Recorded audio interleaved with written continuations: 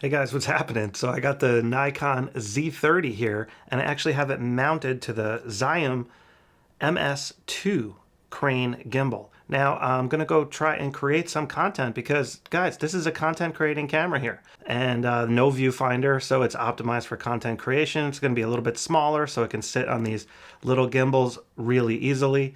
Now I also have this Rode Video Micro microphone that I can attach to the hot shoe, and I will do that on the way back. So we're just going to walk to the water tower. I'll talk a little bit as we go, see if I can find some cool shots to get, and then on the way back I'll put this mic on so you guys can hear, the audio difference using a real mic versus, just an on-camera mic. Now, I just got this camera, so I'm still playing with it. I'm still learning, but I think I got a handle on how to use the basic functions. So for this particular test, I'm just going to leave it in full auto mode, assuming you're like a new user and you just want to get out there and start shooting. So I do have the video quality set to 4K 24p, just so you are aware, and I do have the focus mode set to all area with human eye detect set to on as well.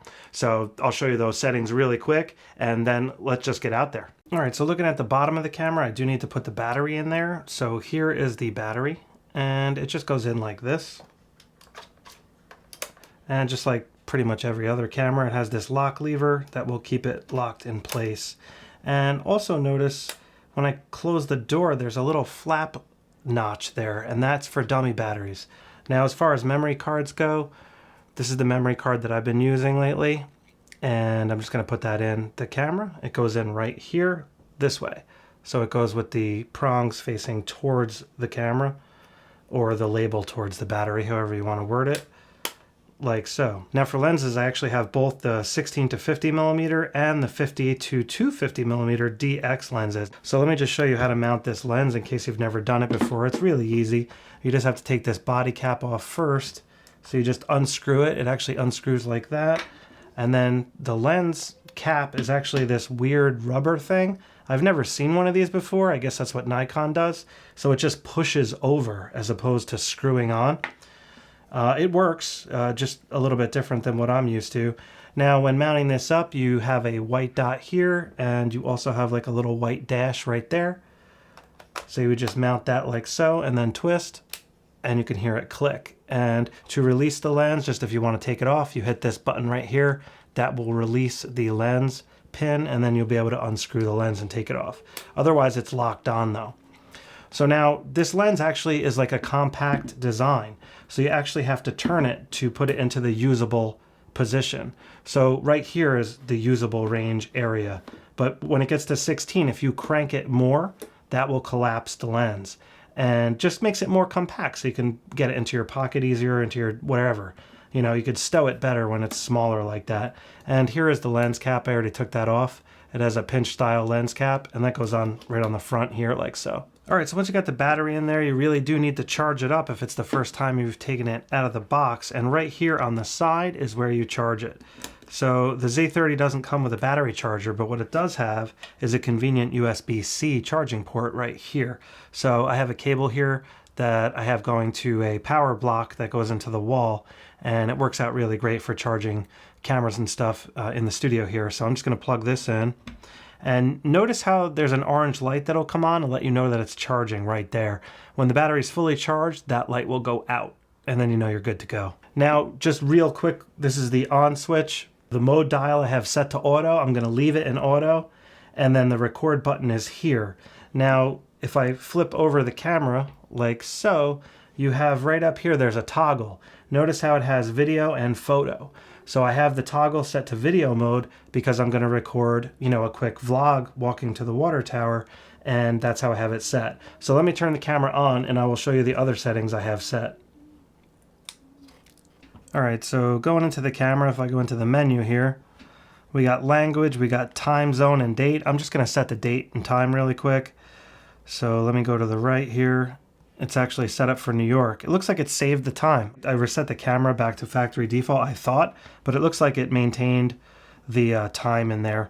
But if you need to set your time, this is where it is. You could just go to the right and you can enter, just go up and down with these arrows until you see your time zone. It's actually really easy. I like the way that that works. And then to go back, you can just hit back there like so. So what I'm going to do, you can just touch around. This is a touch screen. It's really awesome. I'm just going to go to video settings here. And what I want to set is the frame size and frame rate. So like I said, you could just touch or you can use this navigation. If I go to the right, I can go down like so and then just hit the OK button. And now I am in the video settings. So these are all your different video options. Quite a few options here. You got some slow motion and so forth. What I'm going to do is I'm going to go up to 4K 24p. That is my go-to frame rate that I like to use. So I'm going to click OK there. So that is my frame rate. Now the next thing I want to change is the autofocus area, just to make sure that I have that set correctly. So I'm going to keep scrolling down. Here we go. AF area mode. It's already set to where I want. So it's auto area AF people. So it's going to use the entire sensor basically, and if it sees people, it's going to focus on the eye. And that's what I want, especially for vlogging. Like if I'm holding the camera out and I'm filming myself, I need it to focus on my eye. So that's exactly how I want it. And the camera's pretty much set. So at that point, guys, the camera's on. All I need to do is hit this record button and it's going to start recording. Now, again, on the way out, I'm not going to use this mic. I'm going to use this mic on the way back. I just wanted to show you what it looked like mounted up here. So I'm actually recording right now. So right out of the gate, one thing I noticed with the Nikon Z30 is how it just defaults to the screen when you're in selfie mode. It won't let you have the histogram on the screen. And it just makes it more simple. Like some of the buttons don't work. It's kind of weird. All right, so it looks like it's a little bit overcast today. Now, obviously the gimbal is going to make this footage look a little bit smoother. I have the ISO set to auto again because I'm in full auto mode. So the camera's doing all the thinking for me. And you just don't know necessarily what settings the camera's going to pick by default.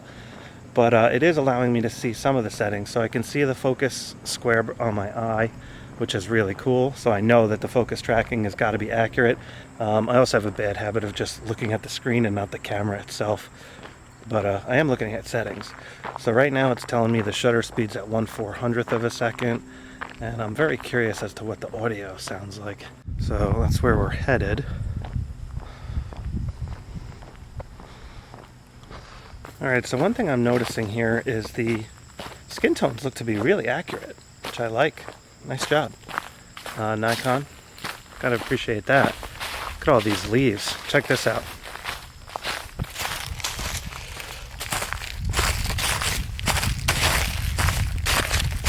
So the sensor on this guy is 21 megapixel, which is not bad. It's a little bit lower than the Sony ZV-E10, for example, or the Canon R10, which I recently reviewed. Now, one thing I noticed about the Nikon Z30 is, as far as the auto modes go, it doesn't have any of the scene modes like I noticed on the ZV-E10 and the Canon R10. So scene modes are basically just, it sets the camera up for different situations. Like if you're doing sports, for example, you can go into scene mode that looks like sports, and then the camera's optimized for sports. I did not see those features on the Z30, so looks like you just got to set it up, rely on auto, or actually know how to use those settings for sports in particular. As far as I could tell at this time, like I could be wrong about that, but based on what settings I've seen so far, that's what it looks like.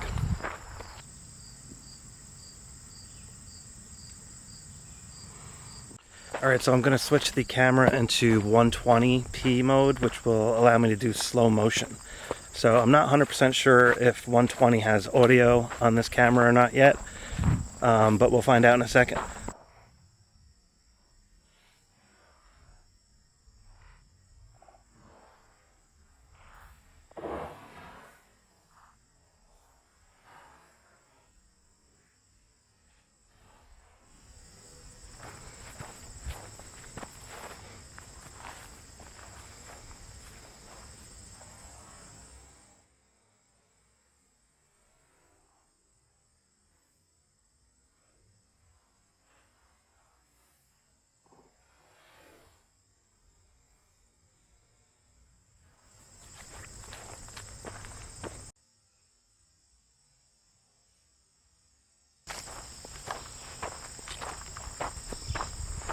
Another thing I really like about this Z30 is the I menu, very similar to the function menu on Sony cameras. And what's cool about that is you can just go in there and select your frame rate. It's very, very simple. You can just go from 4K right to 120. You don't have to enable a high frame rate mode like I did on the R10. So I like the way Nikon does that. It's sort of similar to how the Sony system operates, but it's a little bit easier on the Nikon, I would say. And let's check out the water tower.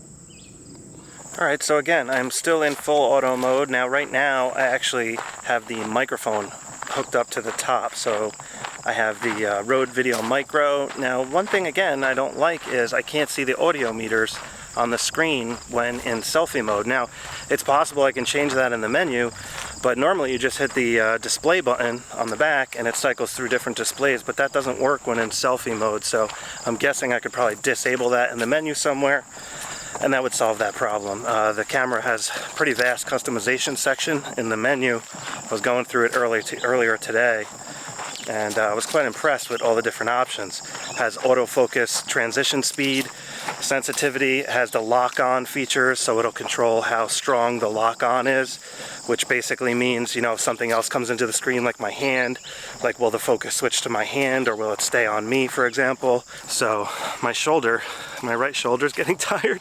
I'm going to switch to the left hand here holding this gimbal.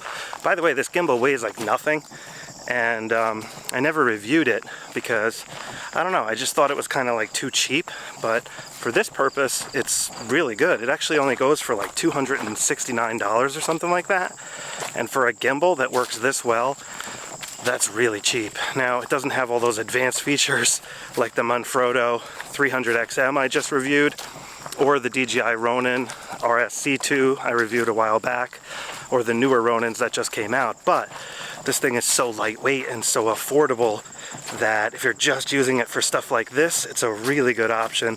Same thing with the microphone. It's not the best quality imaginable, but it's really good and it's super affordable, the Rode Video mic. So, you know, it's just things to keep in mind when creating content like this. And again, the looks like the camera's doing a really good job. I'm curious about the focus. It looks like it's doing a pretty good job. It looks really bright. Background's blown out a little bit. So I don't know what it's doing. It's at f8, just so you know, but the shutter speed's at 1/25 of a second. So that's what the camera's choosing to use, which is interesting. I mean, I am shooting 24p, but normally you want to shoot double the frame rate. So some cameras will put it at 1/50th, like the Sonys. Canon and Nikon are choosing to keep it at the lower speed for whatever reason. So that's where our water comes from. It sits in that tower, and then we're gravity fed, in case you're unaware. That's why they use water towers. So they pump the water in there, and then all that weight of the water actually will push down, and that's what feeds the whole neighborhood. So water doesn't have to get pumped to houses, it's just gravity fed. Very efficient system if you think about it from that perspective, you know? Alright, let's get back into the studio here and see what this footage looks like. Alright guys, so yeah, after checking out that footage, I was really impressed with the Nikon Z30 in full auto mode. The autofocus tracking is incredibly accurate. It did a really good job tracking my eye. It's hard to tell when you're looking at the screen just to see how good of a job it did, but phenomenal job. Really impressed. The kit lens also worked quite well. I was impressed with that. The sharpness and the color and the clarity was pretty good. Auto white balance did a pretty good job. It was shifting a little bit when I went into the shadow areas in the woods. It was looking a little bit yellowy for a minute there. But in, you know, regular under the sky, like the skin tones looked super accurate. But under the trees, like I said, it did shift a little bit towards the yellow. But you could dial that in by nailing the auto white balance. You can set the white balance hard to a specific setting, and then the colors won't shift. Your face skin tones will change though if the lighting conditions change, but the camera won't change. So it's a give and take when it comes to that type of stuff. I normally hard set the white balance, but in this case I just wanted to see what the Z30 could do just full auto. And like I said, very impressed. In particular, the 120 footage, the slow motion footage, that tracked my eye like perfect the entire time. Even when I was spinning around, I was very impressed with the performance there. Mind you guys, first impressions here. I'm still using the camera. I'm still working on getting footage. I actually did go to the pump track with Jace, and I was tracking moving subjects. The camera seemed to do a really good job in that area as well. Stay tuned, because I plan on testing the Z30 out and then doing a full review and, you know, a beginner's guide sort of tutorial on how to use the camera, just like I recently did for the Canon R10. If you have any questions, please be sure to check down below the video where I have all the links for the camera gear used in this video. All right, guys, I really appreciate you checking out my video, and I will catch up with you next time. Take care.